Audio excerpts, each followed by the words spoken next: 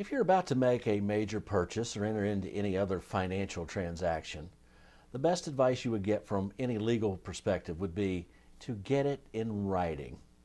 We might think it would be great if we could seal every deal with a handshake and everybody's word was trustworthy, but we would do well to protect ourselves by making sure we take this extra step of making sure all of the details are in writing. Well, God has no trouble with his trustworthiness, but he takes the extra step with us. When it comes to his relationship, he's willing to put it in writing. We'll talk about that in just a moment.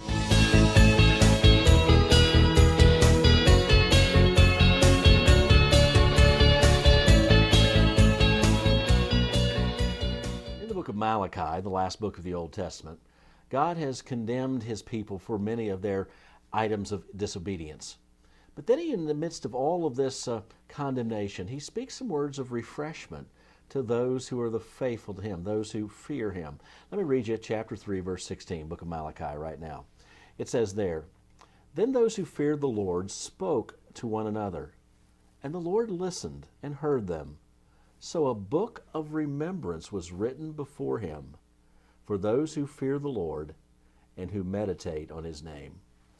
Well, the book of remembrance was something in ancient cultures and ancient kingdoms that kings would record those who were owed a special favor or reward by the king. There's an example found in the book of Esther that shows exactly how this works. And because sometimes the reward was delayed from the time it was actually issued. So the king needed some remembrance. He needed a tool to remember this reward that was owed.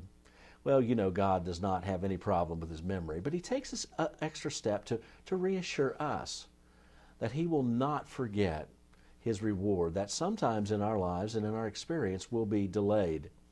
Now, he talks about those who fear the Lord. Those are the ones who honor God and view him correctly. They respect him as being God, which, of course, first begins with our belief in him. We believe that he exists. And us as New Testament people, we know that that is focused in the saving work of Jesus Christ in the person of our Lord.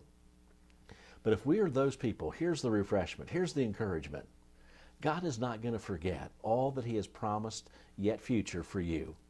In fact, he says, I'll put it in writing.